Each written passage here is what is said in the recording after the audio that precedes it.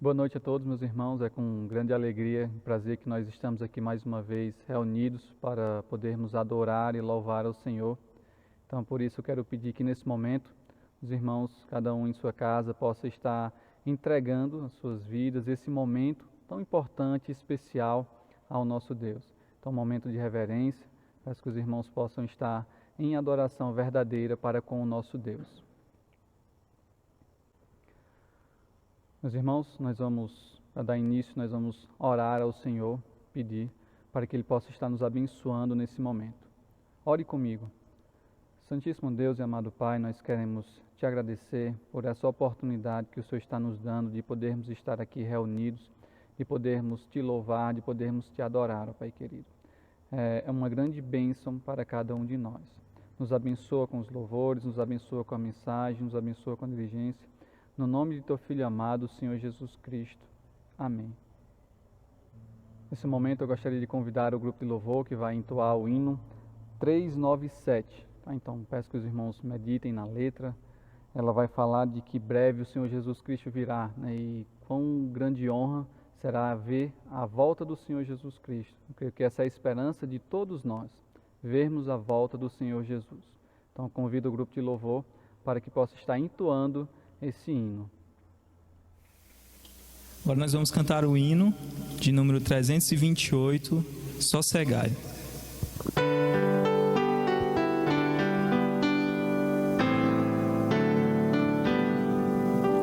O Mestre, o mar se revolta, as ondas nos dão pavor, o céu se reveste de trevas, não temos um Salvador. Não se diga que morramos, podes assim dormir.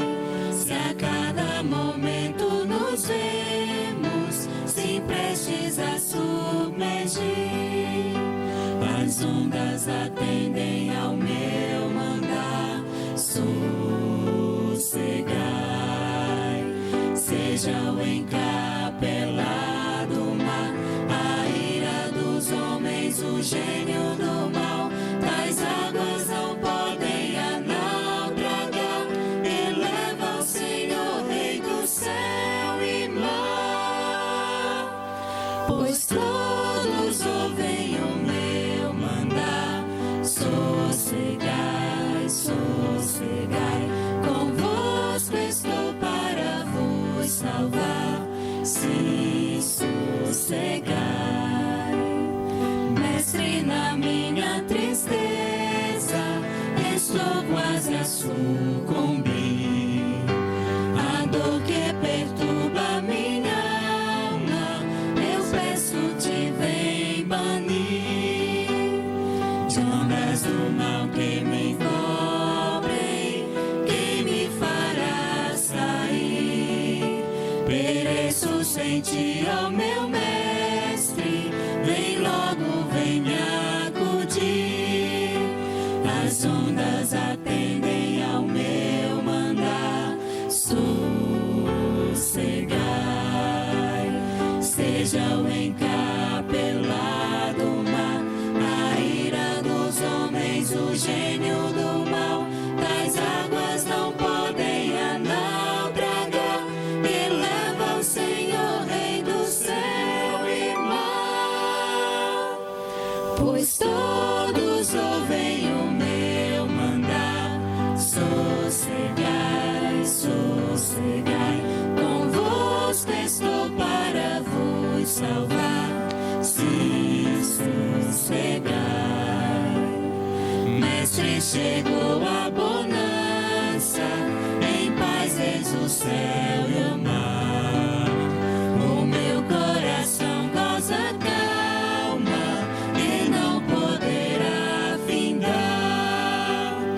Fica comigo, ó meu Mestre, dono da terra e céu, e assim chegarei bem seguro ao porto destino meu. As ondas atendem ao meu mandar. Sossegai, seja o encapelado mar, a ira dos homens, o gênio do mal, das águas não podem a naufragar, e leva ao Senhor, Rei do céu e mar, pois todos ouvem o meu mandar, sossegai, sossegai, convosco estou para vos salvar, se sossegai. Os irmãos, nesse momento eu gostaria então de convidar a irmã Duda, ela que vai nos trazer um momento missionário. Então peço para que os irmãos em suas orações desde já estejam lembrando dos missionários que certamente têm sofrido com essa situação, né? Então a primeira coisa que muitos fazem é cortar as suas ofertas, é cortar os seus suprimentos. Então ore ao Senhor, peça para que Deus possa estar sustentando a vida de cada um deles. Então convido a irmã Duda, que vai apresentar então o momento missionário. Boa noite, meu nome é Maria Eduarda, eu sou a líder do Ministério de Missões, junto com o Jordano, não pôde estar aqui hoje. E hoje eu vim trazer um relatório missionário sobre um dos nossos missionários que são apoiados pela nossa igreja. Nós temos 9, e hoje eu queria falar um pouquinho para vocês sobre Delbrando. Ele é um irmão brasileiro, ele mora hoje em São Paulo, e ele tem uma história bem, digamos assim, trágica, mas que foi usada para a glória do Senhor, porque em determinado momento da vida dele, ele, por muitos motivos, mas ele acabou levando 2 tiros, um no queixo de calibre 12 e um na cabeça. E depois disso o Senhor não o abandonou, na verdade foi ali que o Senhor o encontrou. E ele ele teve que ir para São Paulo em 2007 para tratar dessas deformidades. Depois disso, o Senhor acabou chamando ele para ser um semeador, um missionário, num campo diferente do que estávamos acostumados. Normalmente, quando a gente vê missionários que vão para o campo, eles sempre vão para uma cidade, eles sempre vão trabalhar com pessoas, ou então outros países, mas o campo de Delbrando hoje, ele trabalha no campo digital. E aí ele começou naquela época com SMS, mensagem de texto, no celular.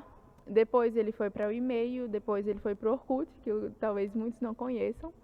E hoje ele está no Instagram, no Facebook e no WhatsApp. E o nome do projeto dele é Pérolas Diárias. Isso porque ele produz textos baseados no Evangelho, tanto em texto quanto áudio. E ele vai disponibilizando essas pérolas diariamente nas suas plataformas, né? O Facebook, o Instagram e o WhatsApp.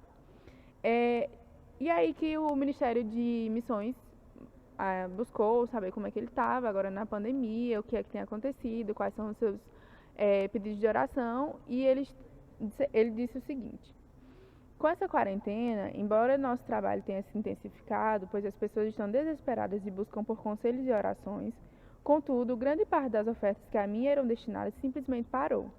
E até hoje eu não consegui pegar o auxílio emergencial do governo, que serviria como reposição, embora eu já tenha pago a multa eleitoral. Mas aqui houve a ação divina a nosso favor.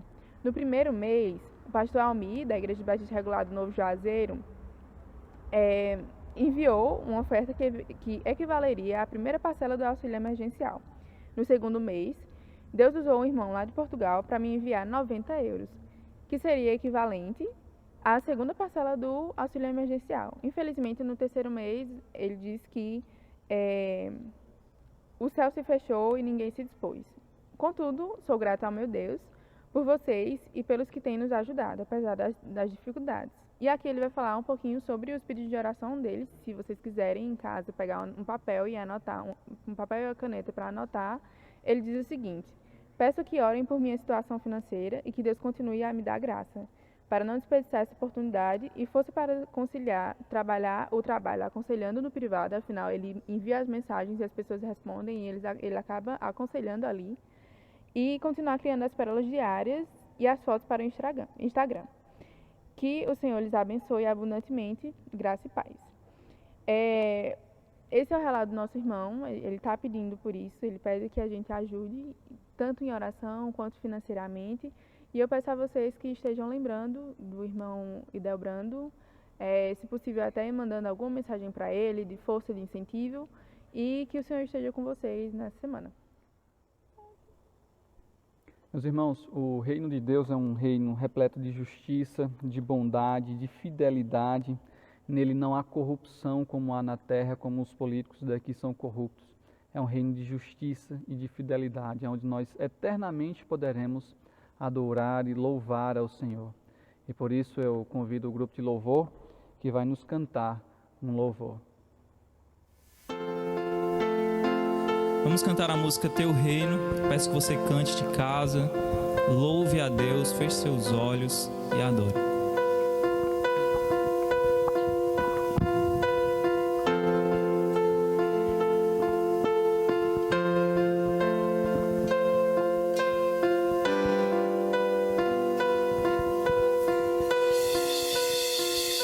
Os rios se abalam, os povos se curvam, as bocas se abrem, as mãos se levantam para dizer que tu és o rei,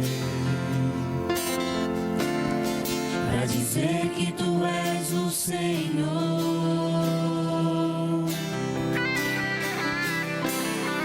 Os reinos se abalam, os povos se curvam, as bocas se abrem, as mãos se levantam para dizer que tu és o rei, para dizer que tu és o Senhor. Teu reino é sempre eterno, firmado em misericórdia, justiça e igualdade, bondade e fidelidade. A tua igreja te adora, a tua igreja te adora.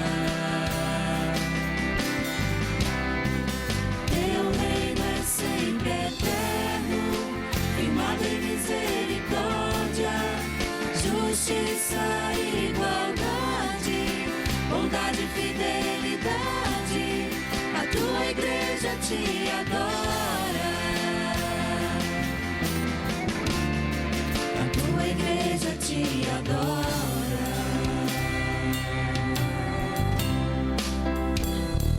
Os reinos se abalam, os povos se curvam, as bocas se abrem, as mãos se levantam para dizer que tu és o rei,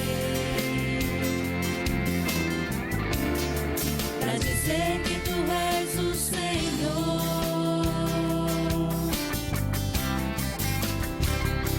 Os reinos se abalam, os povos se curvam, as bocas se abrem, as mãos se levantam para dizer que tu és o rei,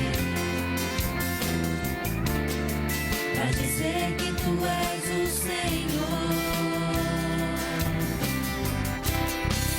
Teu reino é sempre eterno, firmado em misericórdia, justiça e igualdade, bondade e fidelidade.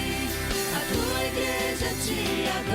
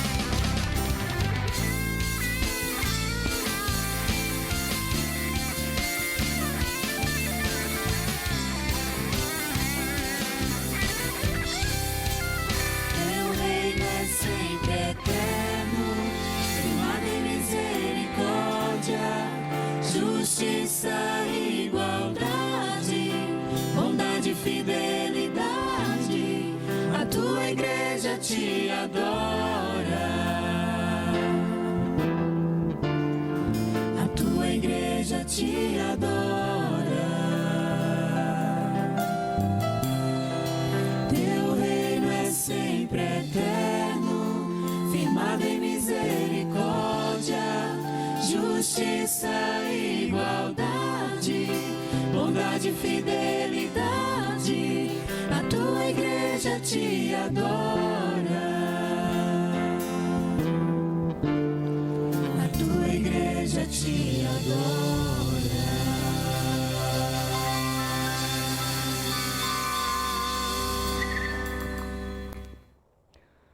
Ok, meus irmãos, nesse momento nós vamos ler a palavra do Senhor. Eu gostaria de convidá-los a abrir as vossas Bíblias para o livro de Hebreus, capítulo 10, do verso 19 em diante. Vou dar um tempinho para que os irmãos possam abrir as Escrituras do Senhor.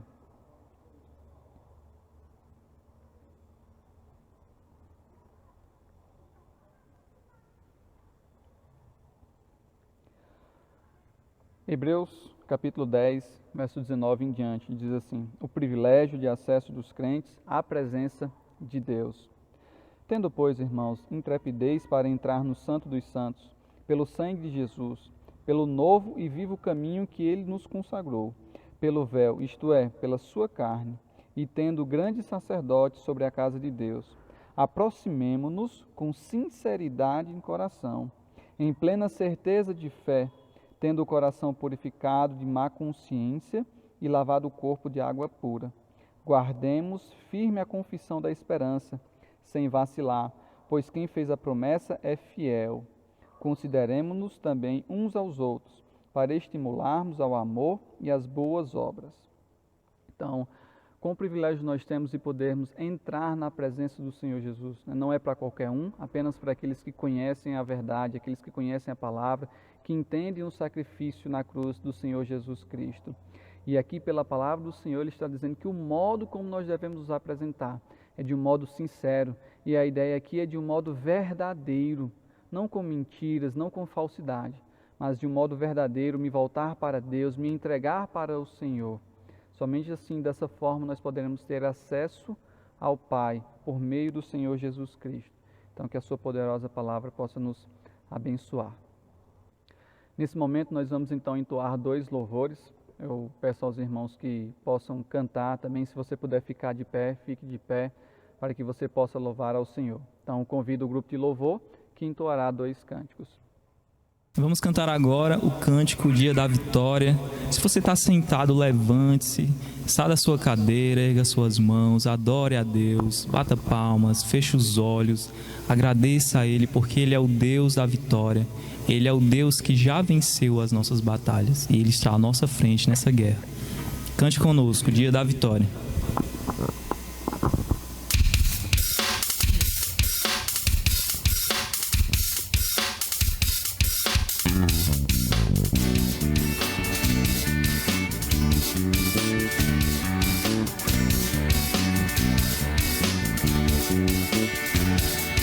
Assim como a noite aguarda o sol, como a brisa sonha um dia soprar, como a terra sempre espera a chuva, como o rio anseia pelo mar, eu desejo tanto ver o dia chegar, o dia da vitória em que virá meu Salvador. Se Jesus Cristo, o Senhor, virá nas nuvens para me levar, se tornará verdade tudo o que sempre sonhei. Tristezas eu não mais terei, e toda lágrima no meu olhar Ele enxugará. Braços levantados, livres do mal, igualdade e justiça haverá. Já não mais será morte ou guerra, novos céus e uma nova terra. Eu desejo tanto ver o dia chegar, o dia da vitória em que virá meu Salvador. Se Jesus Cristo, o Senhor, virá nas nuvens para me levar, se tornará verdade tudo o que sempre sonhei. Tristezas eu não mais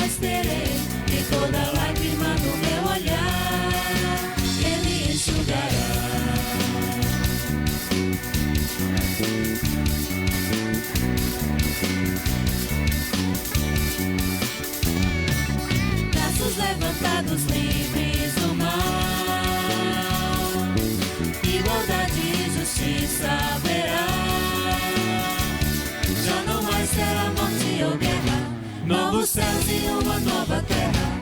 Eu desejo tanto ver o dia chegar, o dia da vitória em que virá meu Salvador. Se Jesus Cristo, o Senhor, virá das nuvens para me levar, se tornará verdade tudo o que sempre sonhei. Tristezas eu não mais terei, e toda lágrima no meu olhar Ele enxugará.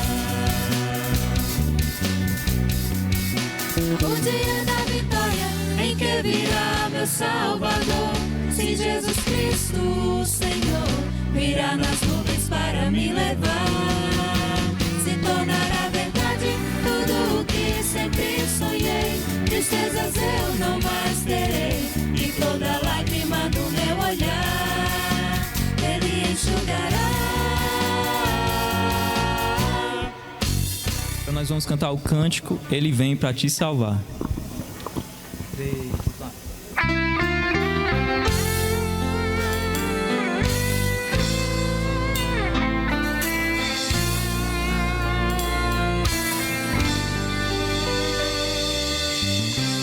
Diga para os temerosos,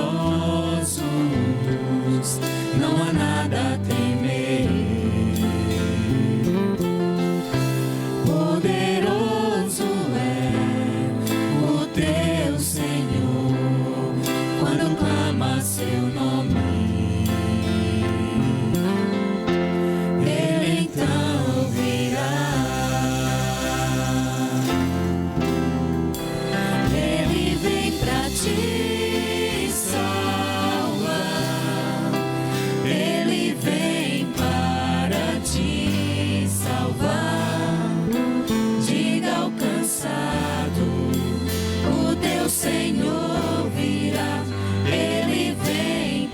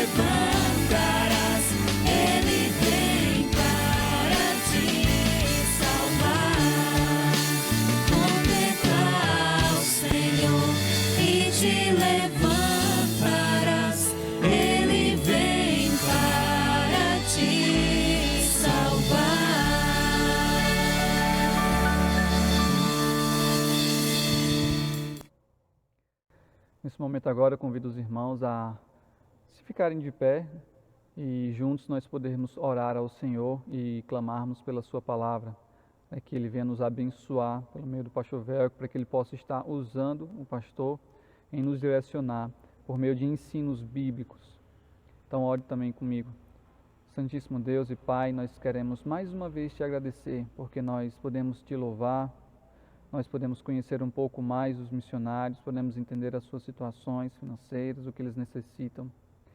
E queremos te agradecer porque o Senhor tem nos dado muitas e muitas oportunidades. O Senhor tem nos dado sustento, o Senhor tem nos dado alimento da palavra. E isso é graça, Pai querido, nós reconhecemos isso. Quero nesse momento te pedir pelo pastor Velco que trará a mensagem, que o Senhor possa estar abençoando, para que essa palavra venha ser viva e eficaz aos nossos corações. Que ela não venha entrar num ouvido e sair no outro, mas que venhamos a escutar e a praticar, pôr em prática, e assim podermos agradar ao Senhor, Pai querido. Esse é o nosso desejo. Te peço que eu possa estar abençoando Ele. Em nome do Teu Filho amado, Senhor Jesus Cristo. Amém. Então, convido o pastor Velco que trará a mensagem dessa noite. Olá, meus irmãos. Boa noite. Que a graça do nosso Deus seja abundante sobre a sua vida, sobre a minha vida. Que o Senhor possa continuar sendo benevolente conosco. Que você possa ter tido aí um bom domingo, para você que assistiu no domingo, né? E para você que está assistindo outro dia, que Deus aí abençoe o teu dia, a tua semana, no nome de Jesus Cristo. Meus irmãos, nós estamos vivendo aí um período, como já tem sido mencionado, um período de pandemia, e parece que está tendo uma luz no fim do túnel em relação a um certo retorno, mas independente de qualquer coisa, nós precisamos pensar que nós estamos vivendo, desde o livro de Atos, desde o dia de Pentecostes, os últimos dias. Estamos vivendo os últimos dias desta geração. A Bíblia usa uma palavra aion, uma palavra grega que significa era, que foi traduzida por século. E nós estamos vivendo esses últimos dias desta geração. E talvez a nossa geração seja aquela geração que vai vivenciar o arrebatamento. Talvez a nossa geração seja aquela geração que vai passar por várias circunstâncias relacionadas à volta de Cristo com mais intensidade. A gente pode cair em dois erros. O primeiro erro é ficar marcando datas e ficar achando que, com datações, ficar numa certa paranoia relacionado a isso. O outro erro é achar, não, já tantas outras gerações passaram, a nossa geração não vai ser na nossa. Então isso é um erro tremendo, porque nós temos ensinamentos e instruções de Cristo que valeu para os apóstolos, valeu para gerações subsequentes e vale também para nós, independente de nos encontrarmos com Cristo ou não.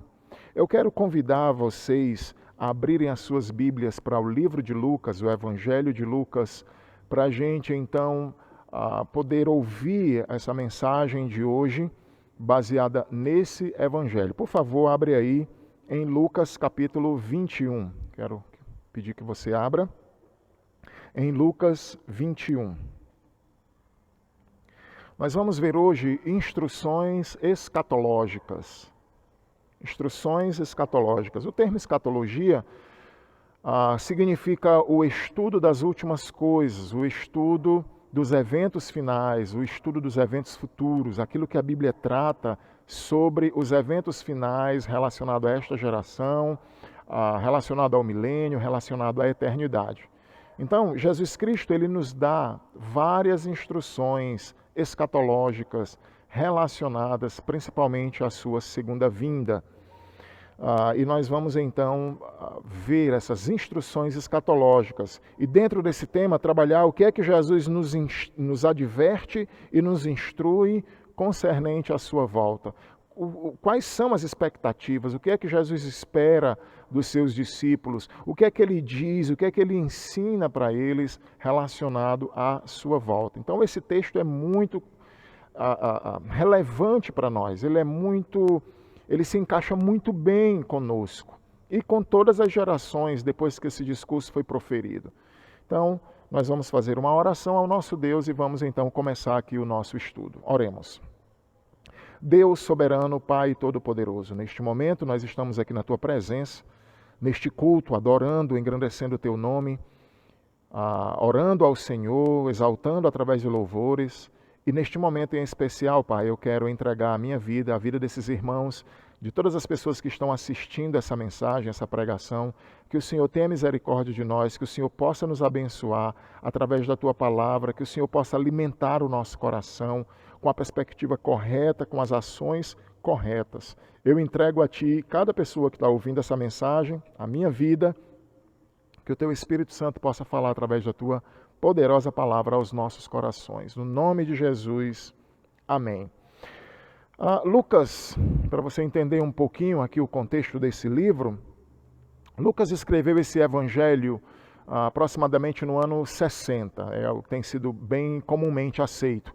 Alguns estudiosos, eles colocam o ano 75 a 80, mas seria bem fora do contexto.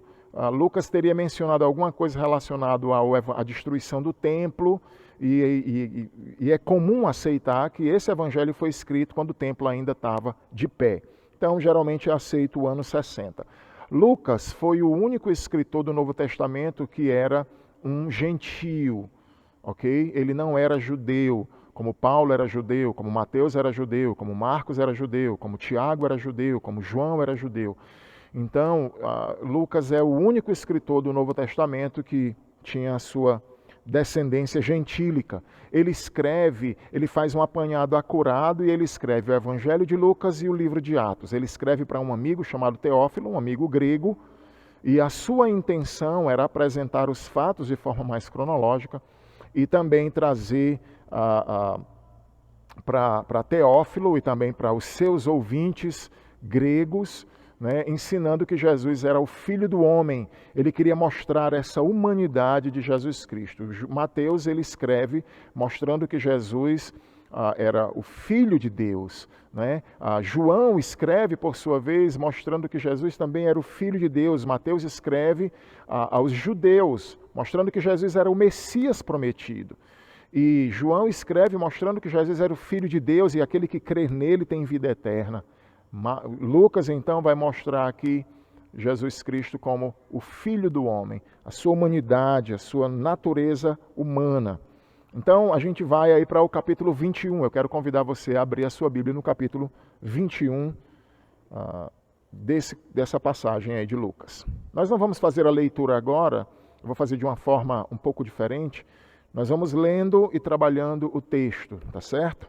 Lendo e trabalhando o texto. Então, você pode abrir Lucas 21, a partir do verso 5. Um detalhe também muito importante, esse texto aqui, ele é o paralelo de Marcos 13 e também de Mateus 24. Se você perceber lá em Mateus 24, Jesus está andando com os discípulos, é o mesmo contexto, eles olham o templo, admiram o templo, e Jesus então vai dizer para eles que o templo seria destruído, não ficaria ali pedra sobre pedra, aquilo tudo seria nivelado. E então ele começa a dar uma série de discursos relacionados à destruição do templo, relacionado à sua segunda vinda, os sinais que precederiam esse momento. E Jesus então começa a trazer, falando sobre Noé, falando sobre a mulher de Ló, falando sobre os servos, a parábola dos dois servos, o servo vigilante. E então no capítulo 25 ele vem a parábola das 10 virgens, também vem a parábola dos talentos. E aí ali vem o julgamento, quando o rei vem, se assenta com os seus anjos, ele se assenta no seu trono, reúne as nações e separa os povos da terra. Alguns serão lançados no fogo eterno e os outros irão entrar no reino eterno. Então eu queria destacar para você aqui o seguinte: Jesus estava falando para os seus discípulos. Esse texto é um texto direcionado aos seus discípulos. É um texto direcionado à sua igreja. Como você pode perceber no verso 5, ele diz assim: falavam alguns a respeito do templo, como estava ornado de belas pedras e de dádivas. Então disse Jesus: vede estas coisas, dias virão que não ficará pedra sobre pedra que não seja derribada. Perguntaram-lhe: mestre, quando sucederá isto? Que sinal haverá? Quando estas coisas estiverem para se cumprir? Então, é importante aqui você perceber, nesse contexto aqui, em primeiro lugar, essa primeira instrução escatológica, essa primeira advertência e instrução do Senhor para nós, que nós não devemos valorizar tanto as coisas materiais, porque elas são passageiras, elas são efêmeras. Então, é a primeira lição que a gente vai aprender aqui. Os discípulos ficaram muito curiosos, para saber quando tudo isso iria acontecer. Quando Jesus disse que ali não ficaria pedra sobre pedra. Então, ali você estava diante do templo de Herodes, foi todo reconstruído, um monumento belíssimo, os discípulos ali muito impressionados com toda aquela imponência daquele templo.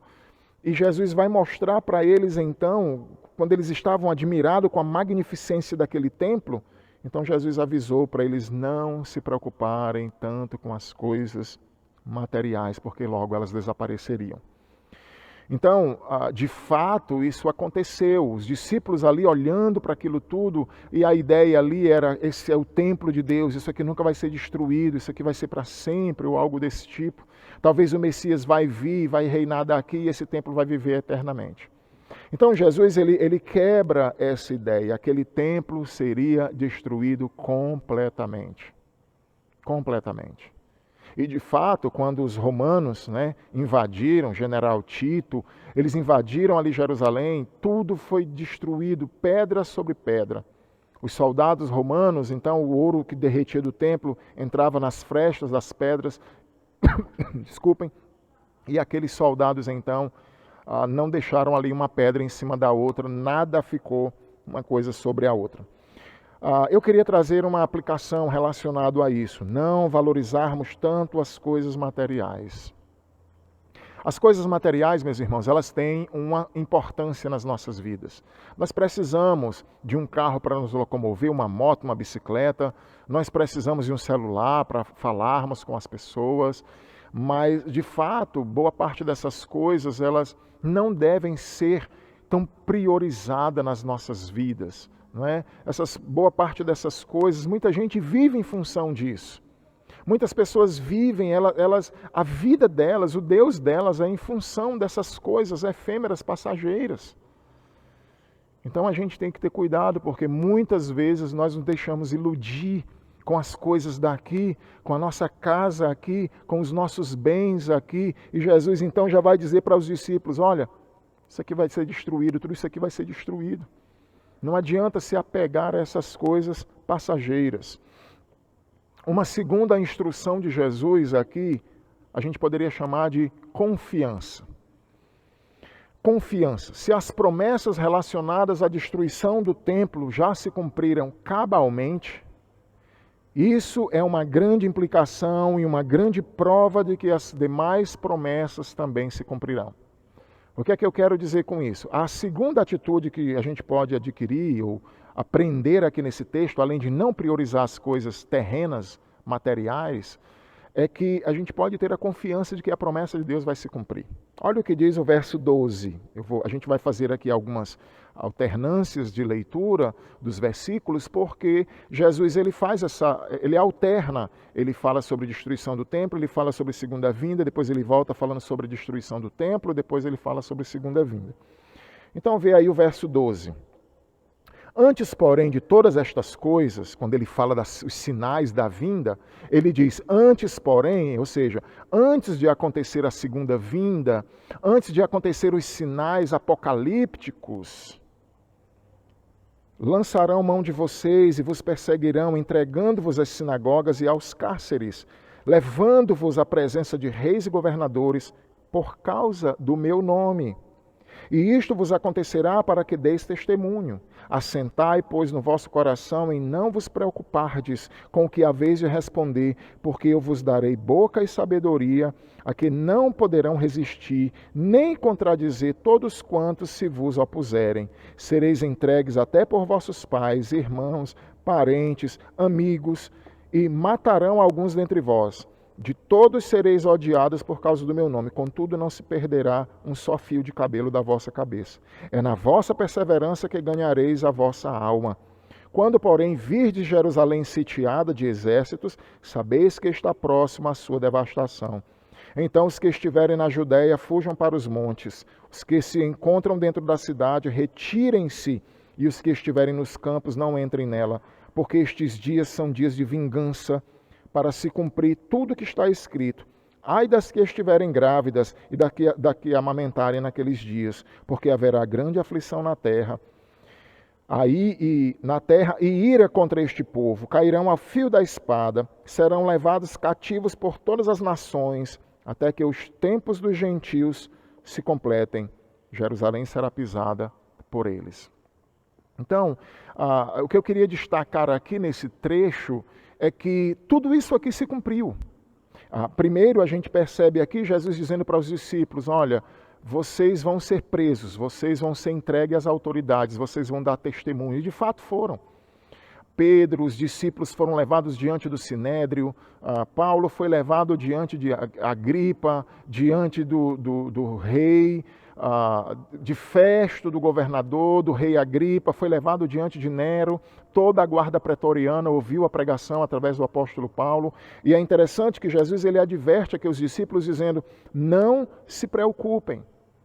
É interessante porque aqui nós temos uma outra palavra lá na frente que foi traduzida na língua portuguesa como preocupação, mas aqui é uma palavra diferente porque ele usa promeletal. Essa palavra promeletal significa meditar de antemão. Então o que Jesus está dizendo aqui para os discípulos era, não precisa vocês ficarem pensando, escrevendo, anotando o que é que vocês vão responder quando vocês chegarem diante dessas autoridades, porque o Espírito falará por vocês. Não fiquem preocupados, ou seja, não fiquem meditando antecipadamente, promeletal, na língua grega, Paulo usa. Vocês não precisam, porque quando vocês estiverem lá, o Espírito falará por vocês. Então, é interessante porque eu acredito que você já deve ter passado por alguma coisa desse tipo, né? Talvez novo convertido, você chegou, foi falar o evangelho para alguém e de repente você falou alguma coisa e depois você ficou pensando, como é que eu falei aquilo? Como é que eu consegui organizar essa forma de evangelizar? Pois é, Deus continua falando através de nós, né? Muitas vezes acontece isso, você dá uma resposta para alguém e você diz, como foi que eu consegui fazer aquilo? Então, o Senhor adverte, e aqui ele também diz que eles seriam mortos, as pessoas iriam se opor a ele, seriam levados diante desses grandes, mas ele diz, não se perderá nenhum só fio da vossa cabeça. Então, a ideia, aqui nós temos uma contradição aparente, não é? Porque Jesus diz que muitos de vocês vão morrer, e ao mesmo tempo ele diz que nenhum fio de cabelo vai se perder. Então, parece uma contradição. Vai morrer ou não vai morrer? Mas, na verdade, muitos irão passar por por diversas situações, mas a verdade que Jesus está ensinando aqui é, vocês não vão ter danos eternos, vocês não vão ter perdas eternas, mesmo que você perca a sua vida. É muito semelhante ao que o Senhor falou para a igreja de Esmirna. Vocês vão ter tribulação de 10 dias, sejam fiéis até a morte e dar-te-ei a coroa da vida. Ou seja, vocês não vão ter danos eternos. Vocês podem até perder a vida de vocês aqui, mas vocês vão conquistar a vida eterna de vocês. Todos esses homens passaram por essa situação. E o que a gente percebe aqui é que tudo isso aconteceu. O templo foi destruído. Quando ele vai dizer aqui para eles, Jesus ele fala lá em Mateus 24, quando ele diz, orem para que a vossa fuga não se dê no inverno. Ai das que estiverem grávidas e amamentarem naqueles dias. Orem para que não caia no dia de sábado. Por que ele fala sobre isso? Se a fuga for no inverno, nevando, frio, a dificuldade de caminhar, de fugir num período de inverno. O sábado, um judeu só poderia caminhar no máximo 2 quilômetros no sábado, uma caminhada curta. Se a fuga fosse no sábado, eles iriam morrer, porque eles não poderiam caminhar muito longe. Mulheres grávidas com bebê, como é que uma mulher grávida com bebê foge? Uma mulher de resguardo, com bebê pequeno, correndo, já é difícil você correr só. Então Jesus ele adverte relacionado a tudo isso, orem para que não aconteça nesses dias. E de fato tudo isso aconteceu, meus queridos.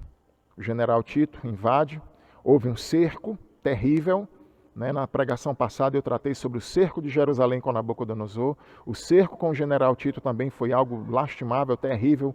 Muita gente fugiu, muita gente morreu.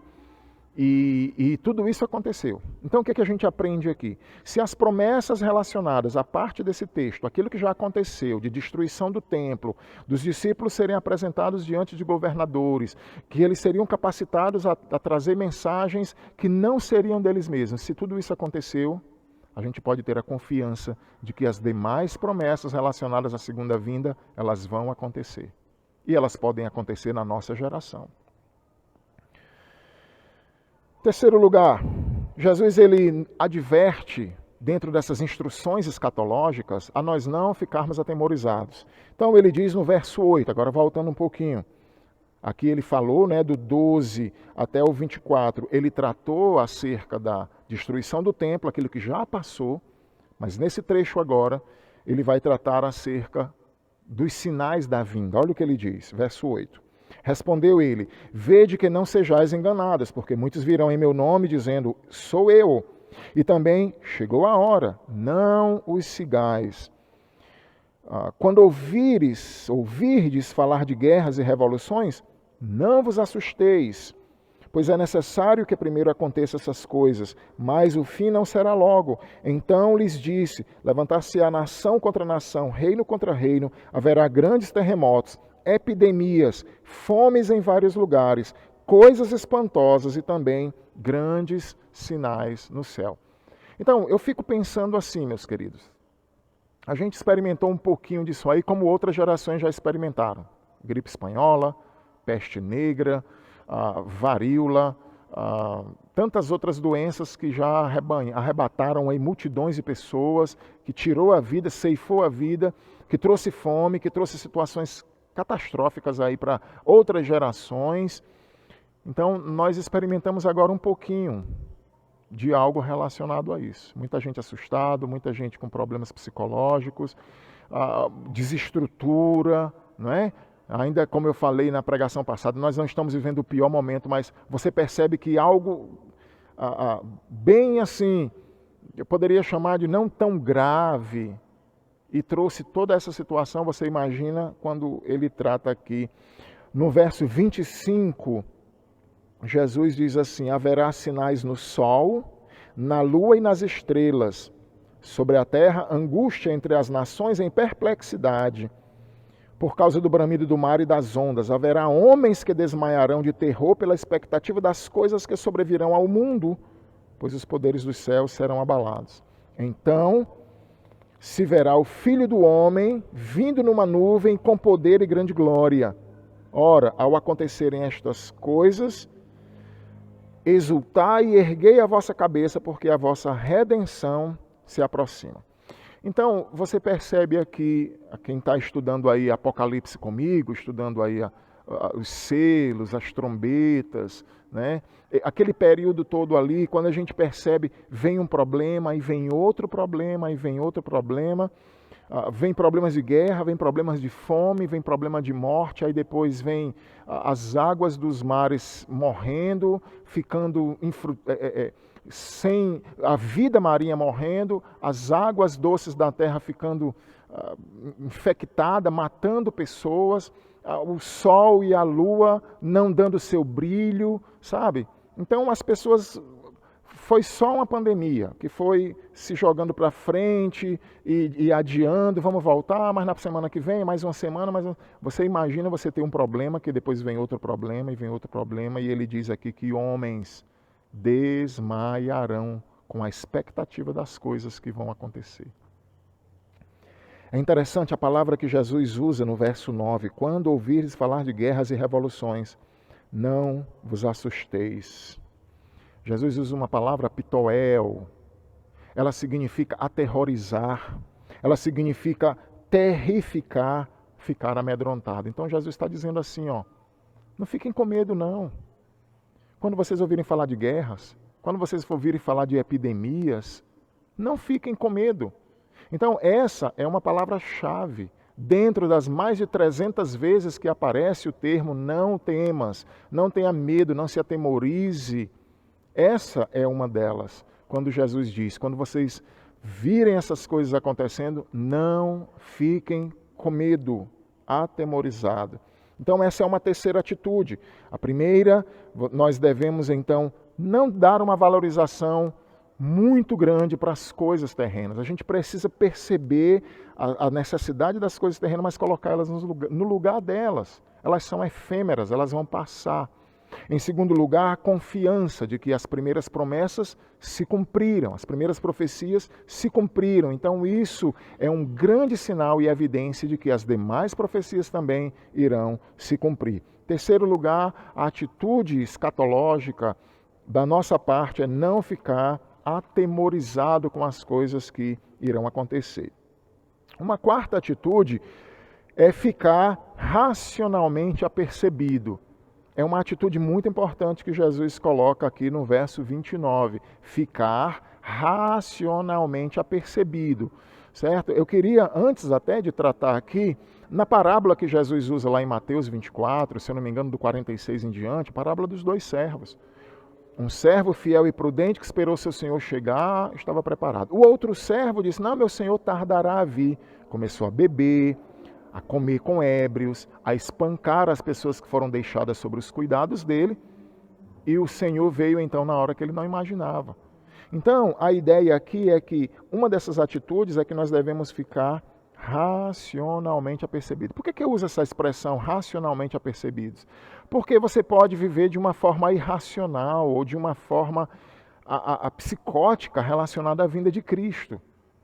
Então, nem uma coisa é boa e nem a outra, nem você ficar despercebido, não vai ser na minha geração, mas também não ficar aí, sabe, com neuras relacionadas à vinda de Cristo. Então, nós precisamos manter uma vida padrão, nós precisamos viver como se Cristo fosse voltar a cada dia, e a nossa vida, a nossa conduta deve ser de alguém que está esperando o seu Senhor vir a qualquer dia, na primeira, na segunda, na terceira ou na quarta vigília. Olha o que ele diz. Verso 29. Ainda lhe propôs uma parábola, dizendo, vede a figueira e todas as árvores. Quando começam a brotar, vendo-o, sabeis por vós mesmos que o verão está próximo. Assim também, quando virdes acontecerem estas coisas, sabeis que está próximo o reino de Deus. Então é simples a analogia aqui. Nós que moramos aqui no Cariri, a gente sabe que quando a região aqui começa a perder, as folhas começam a perder, as árvores começam a perder suas folhas, que a gente olha ali em direção ao horto e começa a ver que a vegetação está toda passando de uma cor verde para uma cor mais amarronzada, então a gente percebe que o verão chegou. A gente percebe que está tendo uma mudança, né? Que seria em outros lugares aí, talvez um outono. Então, Jesus está dizendo assim, vocês conseguem detectar sinais, vocês conseguem detectar sinais da natureza. Em outro texto ele diz, vocês olham, durante o amanhecer, vocês olham para o céu e vocês dizem, hoje vai chover, não, hoje o tempo está bonito. Então vocês conseguem, através da natureza, detectar os tempos. Então Jesus está dizendo, vocês precisam aprender a detectar também os tempos escatológicos. Então o que Jesus está dizendo, vocês precisam avaliar os sinais. Tudo aquilo que Jesus falou, é claro que já vem acontecendo de gerações em gerações. Por exemplo, no século passado a gente teve guerras, Primeira, Segunda Grande Guerra, que isso trouxe fome, que isso trouxe a morte de milhões de pessoas, 75 milhões de pessoas nas duas. E terremotos e peste junto com a guerra e fome, sabe? E cada vez mais está se intensificando isso. Então nós não podemos ficar inertes a esses sinais. Você vai esperar o que mais acontecer para você ter uma mudança de vida. Talvez você que esteja me assistindo e está desviado da igreja, longe, talvez dizendo assim, não, eu estou com Deus no meu coração, só não vou para a igreja, que a igreja são hipócritas ou coisa desse tipo. Você está esperando o quê? Você vai esperar o que mais para você se reconciliar? Para você pedir perdão? Saiba que a igreja é o corpo de Cristo. Se você fala mal da igreja, você está falando mal do cabeça, que é Cristo. Não adianta você dizer que, não, eu falo mal da igreja, que são pecadores, mas de Cristo, Deus me livre. Se você falar mal da igreja, você está falando mal do cabeça da igreja, que é Cristo. Quando Paulo perseguia a igreja, que o Senhor se aproximou dele, ele perguntou, por que me persegues? Ele não perguntou, por que você está perseguindo a igreja, esse pessoal aí na terra? Não, por que você está me perseguindo? A igreja é Cristo. Pense sobre isso. Você que talvez esteja dentro da igreja, mas está aí meio que capengando, trôpego. Você precisa se reconciliar, peça perdão, busque ao Senhor. Arrependa-se, clame por uma transformação na sua vida. No verso 32 ele diz: em verdade vos digo que não passará esta geração sem que tudo isso aconteça. Existe a palavra, como eu já falei, a palavra aion, que ela foi traduzida por século, por geração também, que ela significa uma era, mas é interessante porque aqui Jesus usa uma outra palavra, ienea, ou ienear, que é uma palavra bem parecida no grego com essa palavra geração, gênea, né, ou ienea. E a ideia aqui dessa palavra seria uma totalidade de pessoas. Então, aqui a gente pode aprender que tanto aquelas pessoas participaram daquilo que Jesus falou, aqueles primeiros discípulos, eles vivenciaram as perseguições, eles foram revestidos de poder para falar para as pessoas, eles passaram pela perseguição, eles viram o templo ser destruído, Paulo foi morto, Pedro foi morto pelo imperador, os discípulos foram mortos, espalhados, apenas João, que conseguiu ainda até um pouco mais longe e trouxe então outras revelações, mas aquela geração vivenciou isso aqui. Aquela geração viu o templo ser destruído. Aquela geração foi espalhada pelo mundo.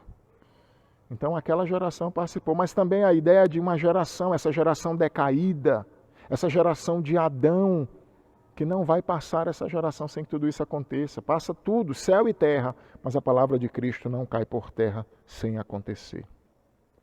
Então nós devemos ficar racionalmente apercebidos, nós devemos estar antenados, porque as coisas que estão acontecendo, os noticiários sobre terremotos, os noticiários sobre epidemias, os noticiários sobre fome, os noticiários sobre guerras, os rumores sobre uma terceira guerra mundial, nós não temos outra atitude a não ser ficarmos racionalmente apercebidos.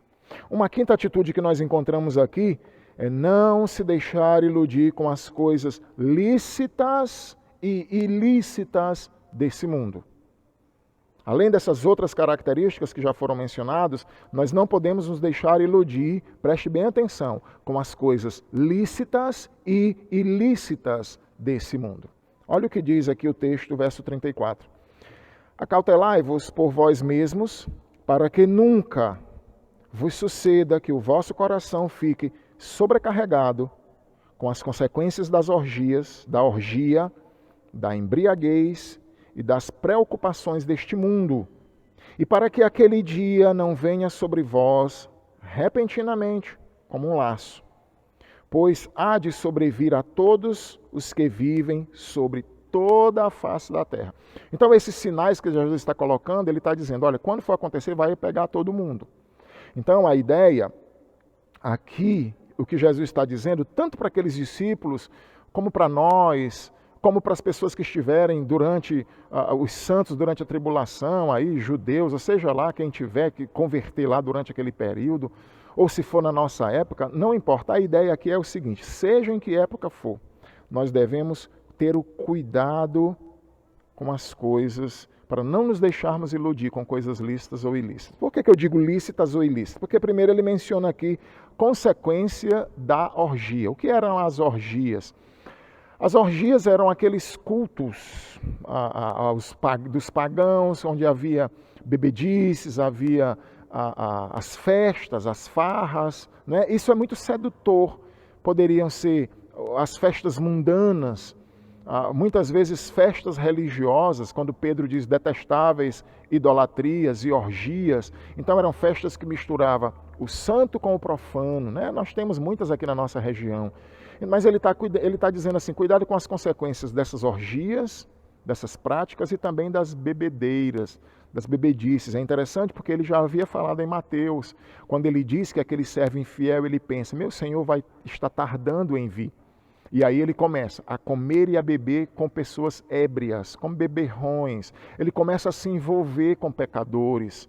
E aí então ele começa a tratar mal as pessoas que foram deixadas sob a liderança dele. Ele espanca essas pessoas, talvez por não fazerem o serviço da forma como ele queria que fosse feito. Então ele começa a agir de forma errada. E dentro dessas características, abuso de poder e mundanismo. Beber, a se embriagar, talvez a se prostituir, porque geralmente está muito envolvido a farra, a bebedice, tudo isso. Então, meus queridos, ele usa essa expressão de orgias e embriaguez, mas ele usa também um termo muito interessante aqui. Ele usa a mesma palavra que foi traduzida na nossa Bíblia. Você lembra quando ele usa lá a promeletal, quando ele usa a expressão não se preocupem com o que vocês vão falar, né? E ali a ideia é de meditar antes. Na nossa Bíblia foi traduzida preocupação, mas aqui também nós temos a mesma palavra, preocupações deste mundo. Aqui a palavra preocupação, que para nós é preocupação, tanto uma como outra, na língua original é diferente, promeletal, mas aqui ele usa uma expressão merina. E a ideia aqui desse texto é um cuidado, é uma ansiosidade. É a mesma palavra de Mateus 6, não andeis ansiosos, merina. Então, aqui Jesus já está usando aqui como um cuidado, como algo decente, uma preocupação cautelosa, presta atenção, preocupações deste mundo, um cuidado com as coisas deste mundo. Agora é interessante porque mundo, você já me ouviu falar várias vezes, como cosmos, o mundo, o cosmos. Aqui, Jesus usa outra palavra, porque ele usa bióticos, antibióticos, né? Bióticos é a palavra para mundo, que foi traduzida como mundo aqui. Sabe o que ela significa? Aquilo que pertence à vida, os afazeres desta vida, o trabalho, as responsabilidades. Então, olha o que Jesus está falando. Cuidado para vocês não serem pegos aí pela sedução do mundo. Irmãos, eu fico pensando quantas pessoas que estiveram na igreja foram enredadas, seduzidas. Estão hoje no mundo se prostituindo, sabe? Jogaram na lama seus casamentos, jovens que jogaram na lama sua santidade, hoje estão se prostituindo, estão bebendo, estão vivendo uma vida completamente devassa, longe. Eu não estou dizendo que essas pessoas são salvas, talvez, eu acredito que uma boa parte delas talvez sim foram seduzidas, estão lá, talvez o Senhor vai usar de sua disciplina para trazê-las de volta, mas muitas dessas vieram, se encantaram com a igreja, mas nunca foram. Pedro usa uma expressão em 2 Pedro, capítulo 2, quando ele diz que elas são como a porca lavada que voltou a revolver-se na lama. O habitat do porco é a lama, você dá banho, você limpa, você perfuma, mas você solta o porco, ele vai viver no habitat dele. Essas pessoas estiveram fora do seu habitat natural, andaram na igreja, mas o lugar delas é lá e elas voltaram, muitas delas voltaram. Mas eu fico pensando talvez quantas seduzidas por causa de fraqueza ou outras circunstâncias voltaram, estão lá no mundo e lá não é o lugar delas, talvez seja a sua situação. Cuidado para o seu coração não ficar sobrecarregado. Sobrecarregado. Ele usa aqui com as preocupações deste mundo. São coisas lícitas. É o seu trabalho. Mas quantas pessoas, é o seu estudo, é o seu futuro, quantas pessoas deixavam de vir aos cultos, porque tinha que estudar para a faculdade, para passar no vestibular, no Enem. Quantas pessoas menosprezavam a igreja porque tinham que dar uma vida melhor para a sua família. Eu não vou dizer alguém que tem realmente obrigado no seu trabalho, mas alguém que trabalha tem 3 empregos, simplesmente para dar uma condição melhor e negligencia a vida espiritual. Pense sobre isso, meu irmão. O que é que tem prendido o teu coração aqui nesse mundo? O que é que tem te amarrado aqui neste mundo? As preocupações deste mundo, bióticos, as tarefas da vida. Uma sexta instrução dada pelo Senhor, só lembrando para você, não ponha muito valor nas coisas desse mundo, porque elas vão passar, você precisa sempre estar sendo lembrado disso. As coisas desse mundo vão passar. João diz, não ame o mundo nem as coisas que há no mundo, porque tudo no mundo vai passar, mas aquele que permanece, que faz a vontade de Deus, permanece para sempre. Tudo vai passar. Não esqueça disso. Segundo lugar, confiança. É uma outra instrução escatológica.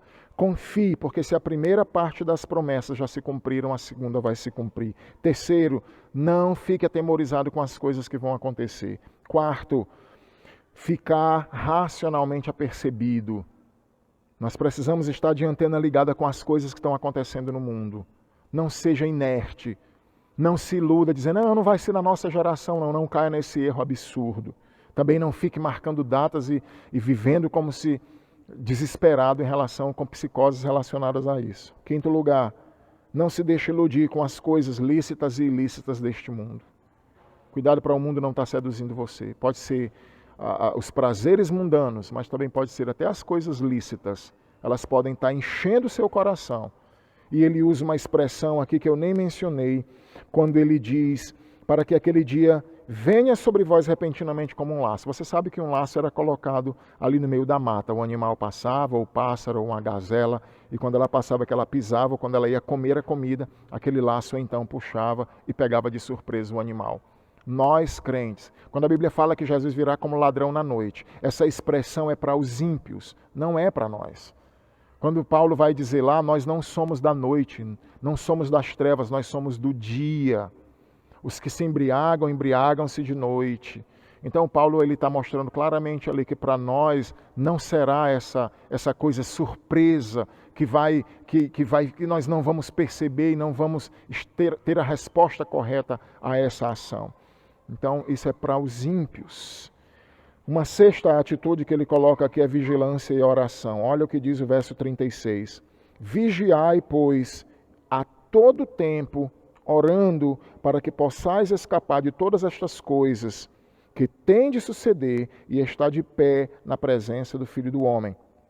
E aí diz que Jesus ensinava todos os dias no templo. Então olha a atitude que Jesus coloca aqui como um vigia. Vigiai. Essa expressão era muito conhecida.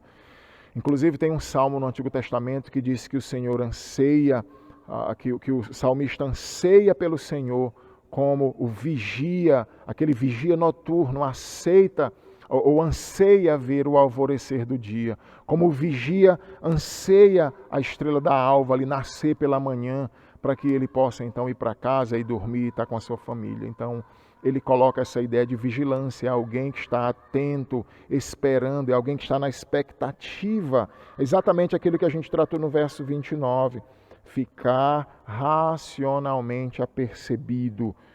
Então, meus queridos, e ele diz, de que forma a gente pode fazer isso? Eu posso trabalhar e ficar vigiando? Posso.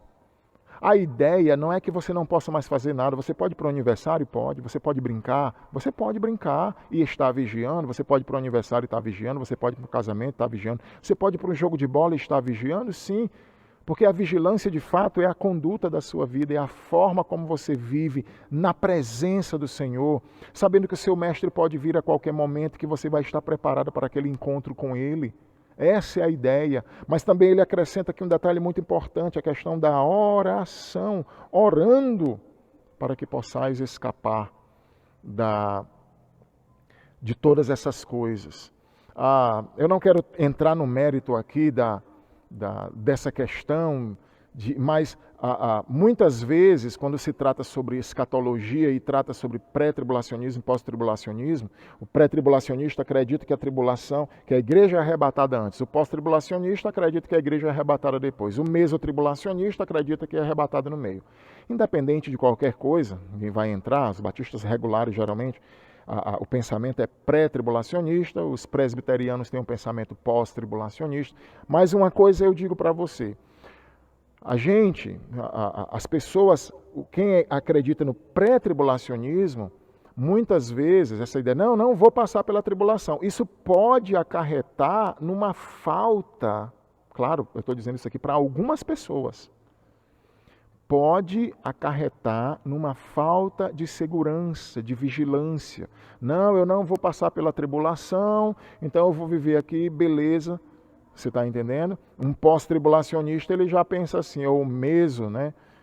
Ele acredita que vai a primeira parte da tribulação e no meio da tribulação, quando intensificar, ele está fora. E o pós, então ele diz, não, eu não vou passar pela tribulação. Então isso acabaria dando um temor maior.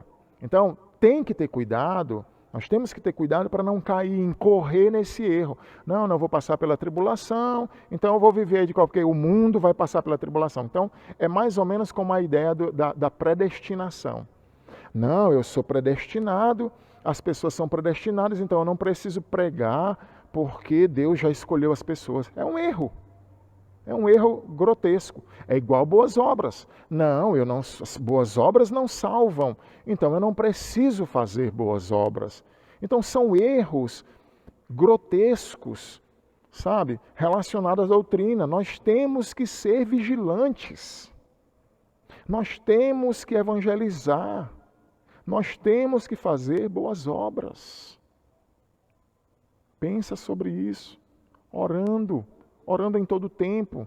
Discipline seu coração. Você pode trabalhar e orar, você pode dirigir e orar, você pode até estar jogando bola e orar, você pode estar num aniversário e orar. Trabalhe e condicione o seu coração para isso. Então, meus queridos, essas instruções aqui são de extrema importância para nós. Você pode pegar um papel e anotar, recapitular, pegar um vídeo ou voltar esse finalzinho da pregação, porque eu vou concluir aqui para você, vou repetir para você poder aí talvez anotar agora. Não valorize as coisas terrenas. Elas têm o seu valor, sim, mas elas não vão durar para sempre. A gente não vai levar essas coisas. Invista naquilo que é eterno, porque tudo isso aqui vai passar. Se você pega o seu dinheiro e investe todo ele aqui só para você, você não vai ter recompensa disso. Mas se você pega parte do seu dinheiro e você ajuda pessoas e você investe no reino, você vai receber de volta a recompensa por isso. Não invista, não valorize demasiadamente as coisas aqui, porque elas têm o seu valor, sim, elas têm a sua importância, sim, mas elas não podem ser supervalorizadas. A gente precisa ter habilidade para isso. Segundo lugar, nós precisamos ter a confiança. Se Jesus falou que o templo seria destruído, e foi, que os discípulos seriam levados adiante de autoridades, e foram, que eles seriam capacitados com poder, e foram, se essa parte das profecias se cumpriram, a segunda parte, relacionada aos sinais e à vinda de Cristo, vai se cumprir. Então nós temos que ter também confiança, além de não supervalorizar as coisas terrenas. Terceiro lugar, não ficarmos atemorizados. Então Jesus ele adverte claramente, não fiquem com medo, não fiquem atemorizados, não fiquem desesperados com as coisas que vocês virem acontecer, porque não vai acontecer de uma forma tão rápida, elas não vão, muita coisa ainda vai acontecer, não precisam ter medo. Em quarto lugar, ficar racionalmente apercebidos. Nós precisamos estar detectados, nós precisamos estar ligados, porque muitos sinais que nós temos percebido aí, eles estão se intensificando e nós não podemos ficar inertes a isso. E aquele pensamento errado, não, eu acho que não vai ser na minha geração. Em quinto lugar, não deixe iludir com as coisas lícitas e ilícitas deste mundo. Talvez você diga, graças a Deus, eu não estou bebendo, eu não estou me prostituindo, mas talvez você esteja muito envolvido com o seu trabalho, talvez você esteja muito envolvido com os planos terrenos, com a sua formação, com a sua pós-graduação, com o seu doutorado. E isso não é errado, desde que você saiba colocar cada coisa no seu lugar. Você possa se preocupar com as coisas daqui, mas você também possa se preocupar com as coisas do reino. Você pode desenvolver nessa carreira, sim, se o seu objetivo é a glória do Senhor. Né? Eu me lembro uma vez uma pessoa disse, pastor, estou numa dúvida tremenda.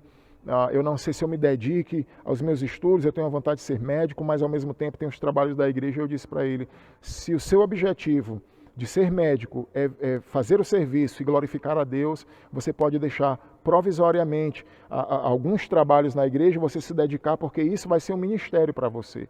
Então você se dedica a isso. Agora, se você quer simplesmente que você quer ter um salário melhor, porque você quer ter uma vida melhor, porque você quer ter e dar uma condição melhor, e se isso é o fim em si mesmo, você está pecando relacionado a isso.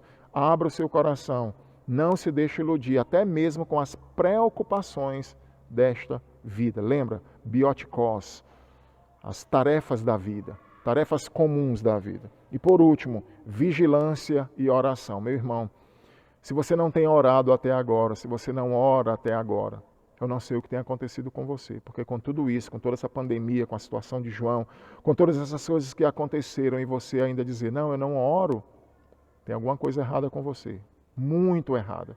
Jesus mais uma vez aqui ele coloca, vigiai orando. Paulo usa a expressão parecida em Efésios 6. Vigiem em oração por todos os santos. Então, a oração ela tem que fazer parte, a vigilância junto com a oração. Então, meus queridos, que Deus tenha misericórdia de nós, que Deus possa estar trabalhando isso nos nossos corações, que a gente possa levantar as nossas antenas, ficar ligado com as coisas que estão acontecendo, não como psicopatas escatológicos, mas de fato como pessoas que estão conscientes, que sabem que o seu Senhor pode vir a qualquer momento, que estão vendo, percebendo os sinais, que conseguem detectar certas coisas e que vão viver em santidade, quer Ele venha agora, quer Ele demore mais. Vida em santidade. Que Deus te abençoe. Que Deus possa estar fortalecendo o seu coração. Que Deus possa estar te preparando para o dia do encontro com o Filho dele. E quem dera, Maranata, fosse nesse dia. Que Deus te abençoe. No nome de Jesus. Amém.